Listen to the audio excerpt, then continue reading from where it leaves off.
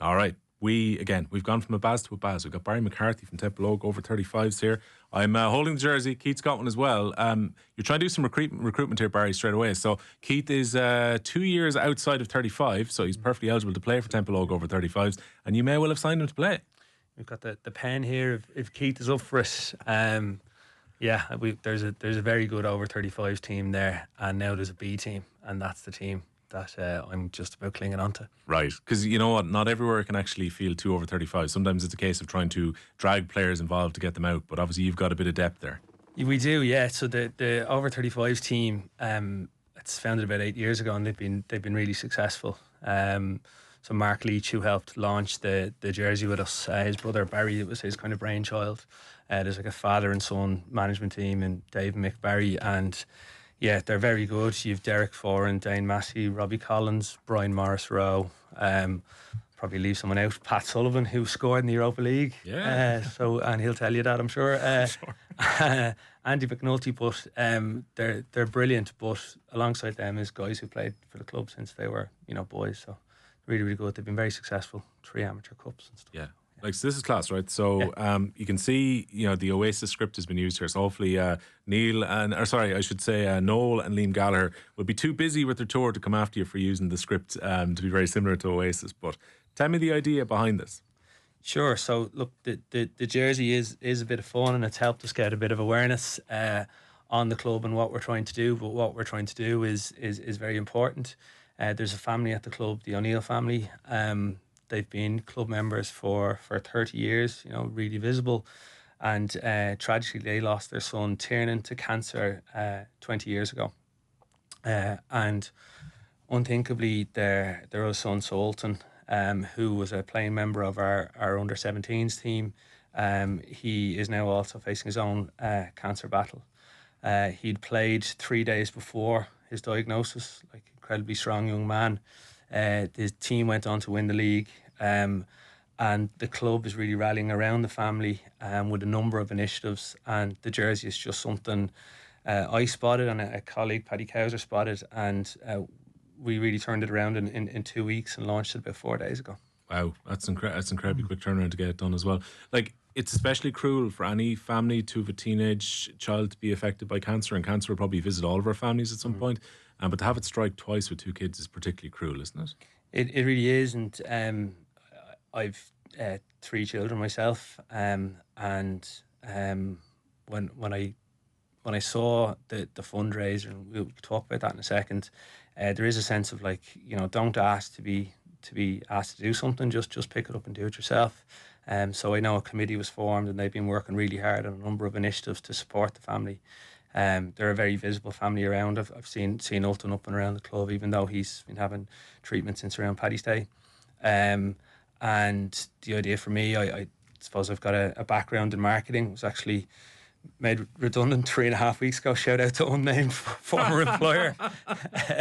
And was sat there, and you tell yourself what you tell other people, like stay busy and don't mope. And this was literally right in front of me, the fundraiser. I could see the club were pulling together like a concert and a fund, and it started off in a WhatsApp group. I kind of photoshopped a different version of this logo on our kind of manager of the B team, and then they wouldn't be sitting here, I wouldn't have a jersey on without Patrick Cowser. He absolutely believed in it. I said, we're doing this, and it really was less than 2 weeks ago.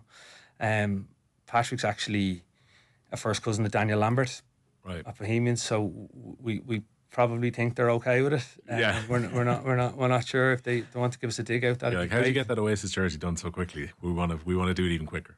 Yeah, I mean it's. I don't really think it's that obvious, is it? But we sort of jumped on it. I'm actually a Shamrock Rovers fan myself. Oof, right. So I think both of us are getting equal amount of stick. But I guess we wanted to sort of do something that we felt was, fitting with our values. We're a football club, and over 35s like Oasis was kind of our thing as well. And sort of maybe try and lean into the 2 clubs and create a bit of awareness for it and raise awareness of a big concert that's taking place in the National Basketball Arena. So it's remarkable how a community and a club can rally behind one their own, and it must take huge buy-in to actually make this happen. Yeah, I I could thank so many people. I think, Patrick just absolutely believes in it. He really, really got the idea. The guys on the over 35s, like don't know all of them intently, obviously, like it's a football team, but they're an incredible bunch. Like, and whether it's Dane Massey coming out or Derek Foran, who are like exceptional footballers, you're just another player there. Do you know that sort of way that you're made to feel equal, and there's a great buzz. So we had a lot of buy-in, we had a lot of support, and I knew I had a very good photographer, a guy by the name of Graham Coe. He was like hot press for 20 years. And I knew this would be right up his street, that whole Britpop, Nolan, Liam thing. So Graham flew back from his holidays on Saturday. We got the jerseys on Saturday night after a heavy defeat, 5-1. We do need your help, Keith. That was a beating defeat. Picked up the jerseys Saturday afternoon, arrived in the clubhouse, and with Dane Massey and Mark Leach. And the lads were just, and Paddy Cowser's obviously in the picture as well. I don't know if you can maybe flash up, the photos are hilarious. Like, I think Mark is still in character. Right. I don't think we're going to get him back. He fully thinks he's Liam Gallagher. My wife Samantha jumped in photos, and we got those back 2 hours later and put it out on Monday morning. We were sold out of our stock allocation by tea time. So that's the community buying in. I've had League of Ireland players buy them. And we've obviously placed another order, and we're stocking up, and then 4 days later I'm sat here with you guys. Yeah, because there's the power of social media to a certain extent here as well. So like, I wasn't exactly expecting over 35's photos to pop up in my feed during the week, and yet here we are, and I'm like, why is Dan Massey wearing this? What's this all about? And like, it's weird when you see it draws the eye, and I presume that's a large part of, first of all, people here, this is a really good cause, and you're supporting a family who need financial support at the moment. The second side to it is it has that eye-grabbing quality, which meant people have got invested in the story. Yeah, and it, like, it was you mentioned community, but very rough mock-up, and then a pal of mine, Riyadh, he was able to tidy it up for us over to the printers. Like, everyone kind of leaned in. The support of our chairman Gavin Jones was amazing. Gavin would probably be sat here, but he's on a bit of a holiday. We're a big club. We've nearly 700 players, I think, nearly 50 teams, and everyone, I guess, is trying to play their part. You've had great support for it, but the shoot itself, it was great fun. You mentioned Dane, like, Dane rocked in and was like calling the shots. There was a tambourine, a harmonica, like the whole lot. I've done photo shoots with footballers, I guess, before. Yeah. And this was just hilarious. Like, the guys are well up for it, and everyone's been really well up for it. So, and we think we can take it to another level. Like, not here to try and call anyone out, but like, the league is great. Excuse me, league is brilliant. We what Bows have done is fantastic as well. I think this is right within their wheelhouse, using your resources, like punching up, buying into your members, working within your community. It's really, really good. And then as a Rovers fan, and I'm a Shamrock Rovers member, I think I still am. I don't think they'll throw me out for this. We can't be letting Bows just claim Oasis either. So we have to try and get that out. Oh, see that, Keith? Bows is far too hipster. Shamrock Rovers are concentrating on the field, trying to qualify for the Conference League. They let Bows do their thing, right? It's unbelievable stuff. This is the sort of stuff that makes you fall back in love with sport. Sometimes you look at sport and it can be a little bit hard to stay in love with it, but when you see people rallying around the Tiernan and Ultan, it's heartbreaking. As a father of four, it's very easy for me to put myself into those shoes and how heartbreaking it must be. And I know we're joking here, but I would absolutely love to get involved and play a game of football, which isn't, it'd be a small little contribution that I could make. I would absolutely love to get involved and not quite have the fitness. I don't think I'll be on the left wing or the right wing, but if you need use your brain, and do the jerseys come in an extra large, by the way? That's my biggest worry at the minute. So they're a small fit, to be honest. To be honest, it's not what I needed. They're trim. But yeah, we've all sizes. So if people go onto Templeogue United.ie or onto our Instagram, Templeogue United FC, you'll see three things there. You can order the jersey. I think you're being harsh, Keith. I think you look pretty trim. To be honest, we've a couple there, but you'll see three links there if you don't mind me plugging. So you've got the concert is the main thing. That's the ultimate pillar for this, getting the whole community together in the basketball arena, August 21st. So we've got the High Kings are performing there, Abba S, Keith Barry, Luke Thomas, A couple of stage schools are connected with the club as well. The Watson Twin Academy, who operate out of the club as well, and Spectacular Stage Schools. So you have a great mix of like international acts and then people from our local community. You can buy a ticket for that. It's over 3 hours of entertainment, and it's going to be a brilliant night. We might have a few surprises there as well. Did you have entertainment expertise within the club to put this on? Because again, like, that's a massive undertaking to take out the arena and to, you know, get all these acts booked and get all of the kind of logistics around all that as well. Yeah, licenses. Yeah. The reality is, so I know a committee was formed really, really quickly, and it's like who can help and what. I'm in a committee now. I do not know the people who are in that committee. Right. It's probably a butcher, a baker. It's probably people who can help with absolutely everything. It is, as you said, Keith, it's what makes you fall in love with clubs and support. I have a 6 and a 7-year-old playing in the club. I have a younger daughter as well. Never thought I'd coach. I think a lot of people wouldn't want me to coach either if they saw me play. But yeah, it's a great feeling. A lot of that's kind of being removed from the world and society. So clubs like this, and you know, a committee of people I would have never met before, you know, telling you you've done something well, or like do that a little bit better. It's great. It's very humbling. You know, it bonds the club together as well, because as you were saying earlier, maybe the 35Bs are your group of mates and you might know some other people in the club. You get involved now in the committee, or you get involved in the night, or you maybe meet someone at the other end of the club that you would have never met before, probably. Oh, without question, it's a whole new world when you're a parent. Like, there's the school drop off is a whole different kind of thing. You realise you're all together. The stuff that a 6-year-old will tell you on a football pitch on a Sunday morning is going to be the highlight of your weekend. Yeah. Like, you get all the news, you know, completely made up stuff. It's very, very funny. The club is amazing, you know. Very proud to be a tiny part in terms of putting the cones down for the 2018's team. And then jumped on this, and it did happen very quickly. Like, we probably could have brought more people along with it, but Paddy was determined that it could happen, and just left me to do the marketing bits and bobs on it. And Gavin was really, really supportive in terms of we can get this through, and it's gathering momentum. We had Richie Tell, who's brilliant up there. Richie has his professional coaching academy out of the club as well, plugging it. I didn't want to name specific people, but I'm going to maybe call out one. So Sean Gannon sent me a message from like Baku, I think it was.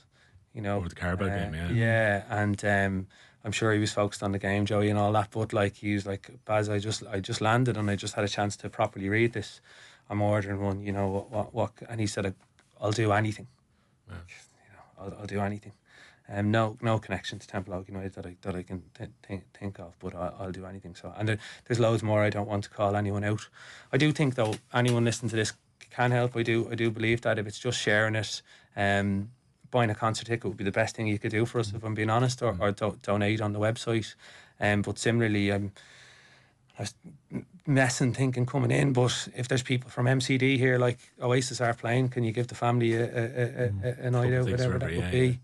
Heath will definitely chat about that and take you up on the offer of thought of silly stuff we could do, but it's all trying to get eyeballs on something that's very, very serious and very important and very at the heart of what the club is about.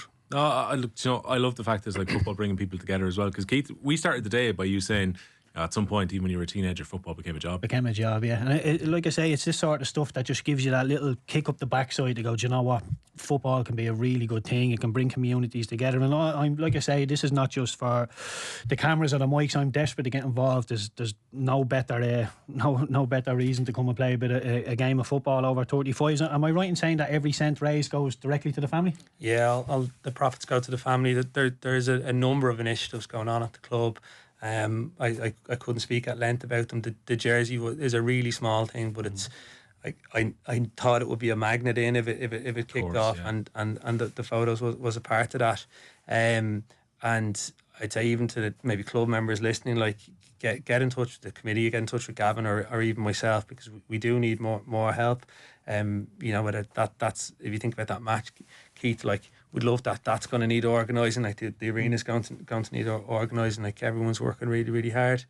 But it's the 35s. Like the 35s is, I love the League of Ireland. Like, it's been deadly the last few years. Yeah. But the 35s, I think, is the next big thing. Like, I think that's where Duffer's next job is going to be. It's when you look at the players playing in it. Templeogue's new over 35s A manager next year. He's not going to get that job. the David McBarry have too many trophies in the locker there. But it is like I was thinking about it. Is it because people minded themselves during lockdown or something like that, or I don't know what it is, but.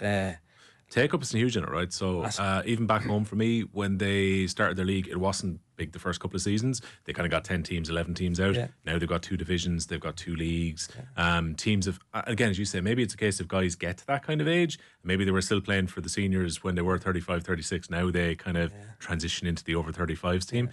And it gets properly competitive. I was at the final at home last year. Like, this is good standard. This isn't lads walking around football. This is proper football.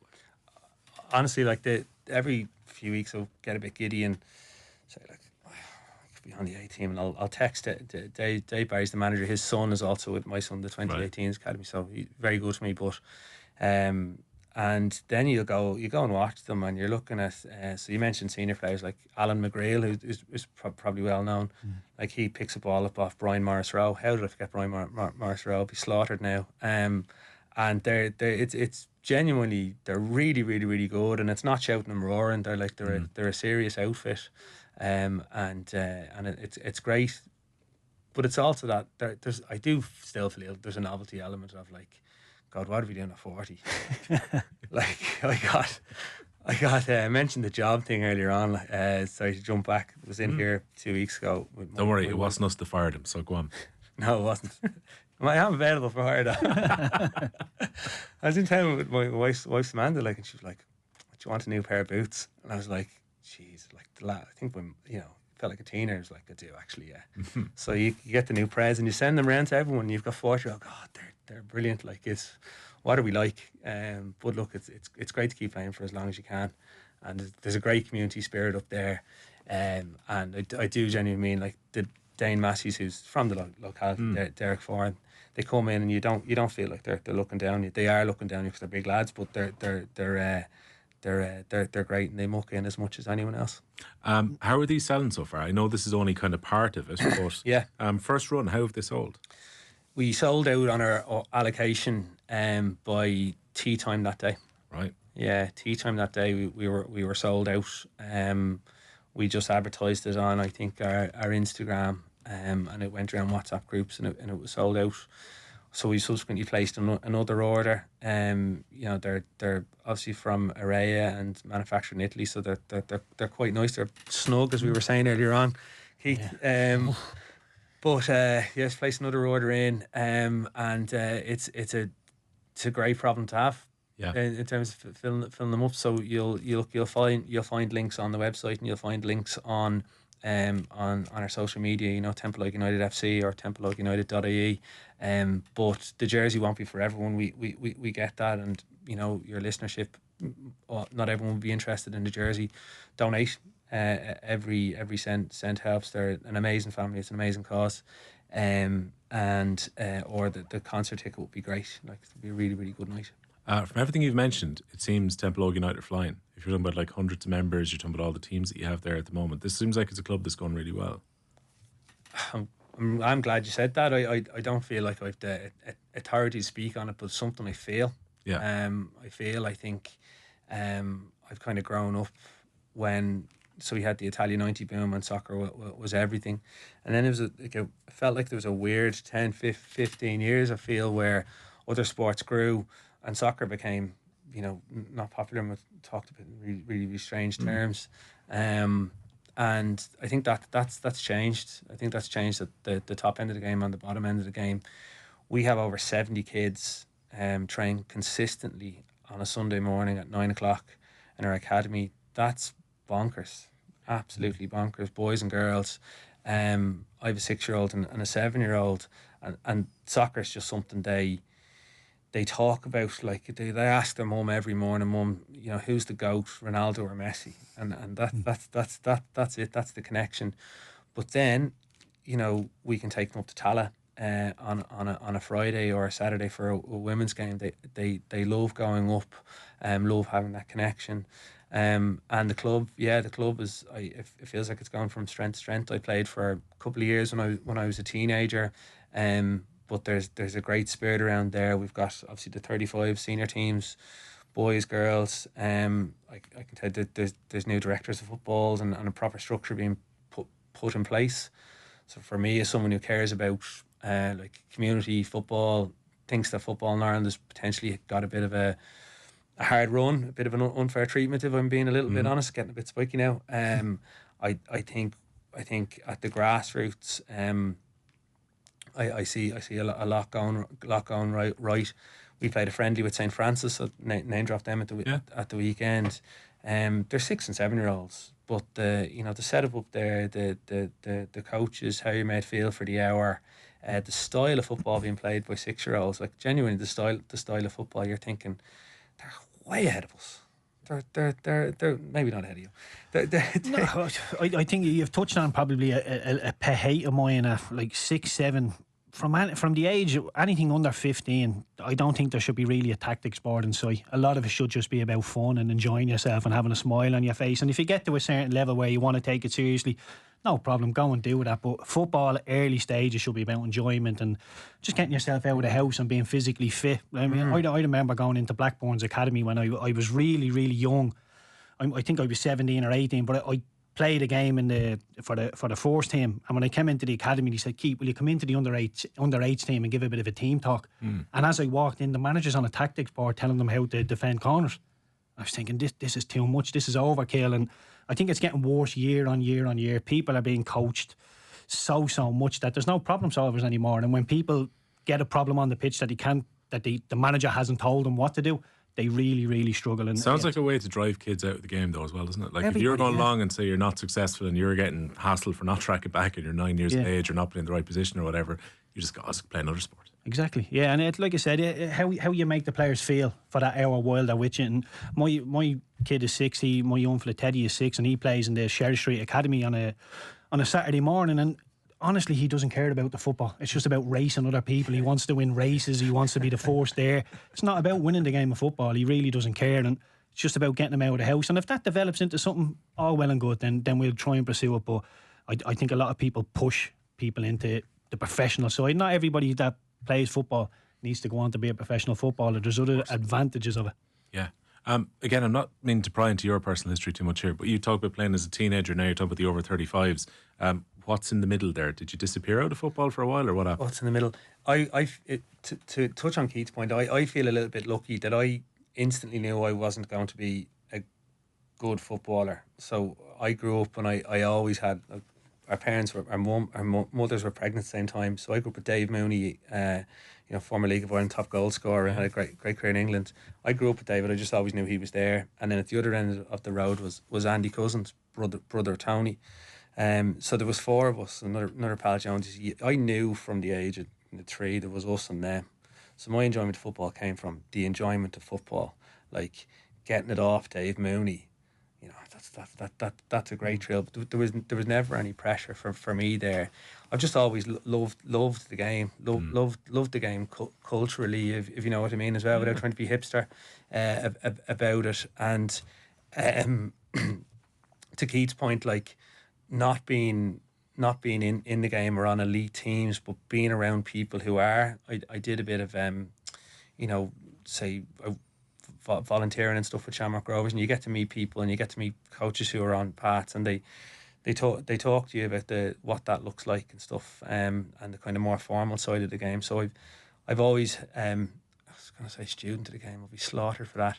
Like a really keen interest in what the really great, the really really great people are doing. So following David's career, following Andy's career, getting to know.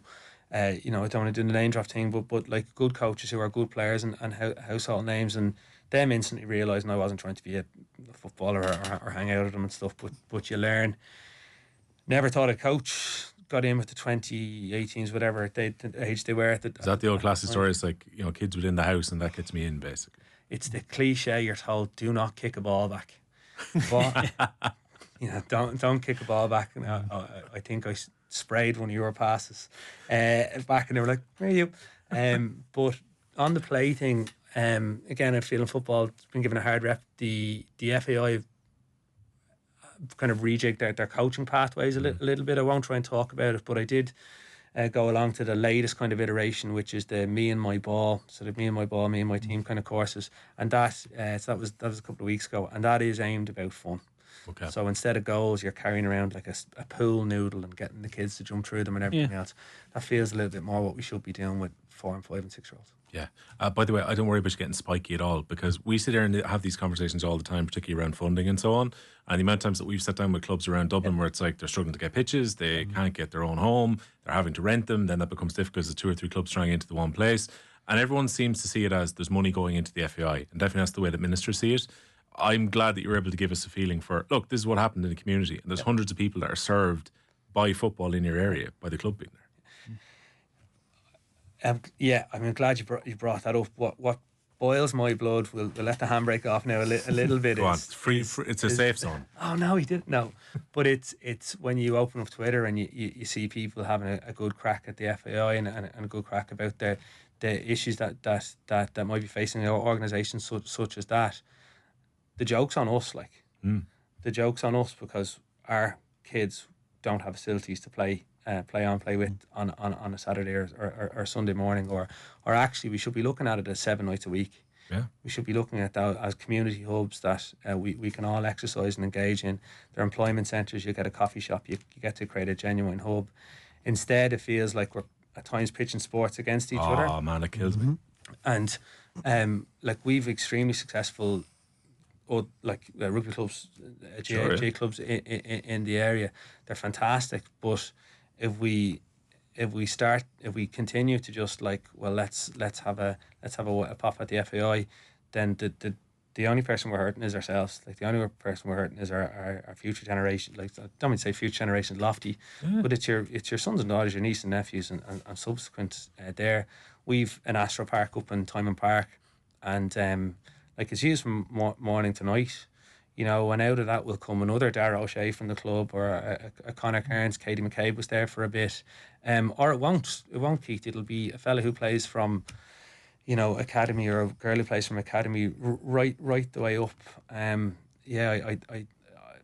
You've had great people sat in the studio here. You've had Graham Gartland, Don Doyle. You've had lots of people speak really well. Both of those guys are supporting this, actually, by the way. But it needs we need to just take a little step back and stop making it kind of parochial and just focus on the kids. Sounds to me like you could have a good ringer team by the end of this. You get Keith, you put Doyle up front, Gartland can look after it defensively. You've obviously mentioned a few others like Dane and so on. I think there's a good over 35s team just in this group of lads. Yeah, I'm not even going to get it on the squad for the Bees at this rate, am I? I'm worrying about a high line. Can we be playing a high line with an over 35s team? Dane Massey turning and running towards his own box, I don't think is what we want to be seeing. Don't worry. Sit deep, low block. Yeah, that's counter attack. Just as somebody quick up front. Spray the ball up to Doyle, you'll be fine. You think that. Then you've got the lads who've been at the club since junior, and they're going to be in your ear. I said they're not shouting and roaring, but there's a little bit of shouting and roaring if someone's not on it. I was there the first night. Dane came up. It was like a 7-a-side or a 9-a-side or something, and. Like I said, being around good footballers growing up, like the Keith Fahey's and whatnot, and you're going, Genie Mackers, like, look at that. But Dane was outrageous. I think he maybe stopped playing for Dundalk 2 months prior, maybe a little bit longer. And I remember just coming away from session, I've never thought this before, where he played for an hour and didn't use his upper body. Like, he was like, I can't do that to his lads. So he just used probably big toe, little toe. And it was a joke to watch. Really, really good. So yeah, there's some serious players there, but it's great crack, people don't realise how good these ex-pros are. When we saw Kevin Kilban for the first time, Kev was only like... Write him down, actually. I think Kev's in Canada, but stick him down by all means. We can get in touch, right? First time I saw Kev play fives, it was like he barely had to move because Kev's first touch was so good. And like, he's not someone you would associate with like a massively skillful player, but you could tell he knew how to move his body, just kind of, he was just that step quicker than anyone else who was there. We used to call him in the Irish team Zinedine Skillban. Skillban, I had heard Zinedine Skillban. Skill was in there. He's probably the nicest man I've ever met in football as well, Killer. Really, really nice bloke. I ended up sitting on the wrong table. The first time I played for Ireland, I was really eager, so I thought I'll get down to dinner early and make sure I'm not late. And there's 3 round tables. I sat on the first one I seen, looked up Shay Given, Robbie Keane, John O'Shea, Richard Dunn, all around me. I thought, I'm on the wrong table here. I'm on the senior table. I thought, do I get up and walk off? But as I was sitting there weighing up my options, thinking, well, I just got up and walk off. Killer was like, Keith, how's things at Preston? Everything all right? And just broke the ice on me. And I thought, thank God, Killer, because I was flagging. I didn't know whether to get up and leave or not. But yeah, Killer, probably one of the nicest men in football and an unbelievably talented man. Sometimes people say, 100 caps for Ireland. Unbelievably talented. I would say go watch him in person. You'll see, even like a couple of years out of the game, he was that good. It was just absolutely incredible. Look, he's in TSN at the moment over in Canada. If he's not appearing in Canada's version of OK Magazine, he may well be able to out with this. We'll at least get him to send you a video or something. Could like he will have to train. That's the only thing if he wants to get in. I'm joking. It's great. I honestly, as someone who just likes football, it's great to see these guys and just see how good they are and how good I'm not. 100%. Just to give a mention again, so the 21st at the basketball arena in Tally, you've got the High Kings, Keith Barry, ABBA-esque. You've got like a great crew that are going to come along for the night. I think that's really important. If people can pick up tickets, they can donate, of course, at Templeogue United as well, or they can pick up some of these jerseys. So the first batch of 100 or so are already gone. At what point do you stop and go? The one-half jersey is now finished. I thanks for that. I really want to keep going. I think we've done this in a week. Like you might think I'm mad. Why wouldn't Nolan Liam get involved? We definitely take Liam around for a kick around as well. Sorry for the jokes, but why would we stop now? The family need everything. Everything. They've a lot going on. So anything we can do, anything your listeners can do. Thanks, Keith, for the offer of the game. The clubs in the league, like the FAI have been they were good. I know Ultan got to go out to the open training session with Heimer and the lads a while ago. So we're really grateful for all of that. Dara O'Shea's club, man, like really grateful. There's stuff I can't mention as well, and I won't know about. But anything that anyone can do listening would be really appreciated. It's a really important one for the O'Neill family and the club. Fair play for everything you've done. I mean, from us, the O'Neill family, hopefully this is going to raise a lot of money, and best wishes to them at a very difficult time for them. Sounds like it's been a great thing for Templeogue United in a more general sense as well.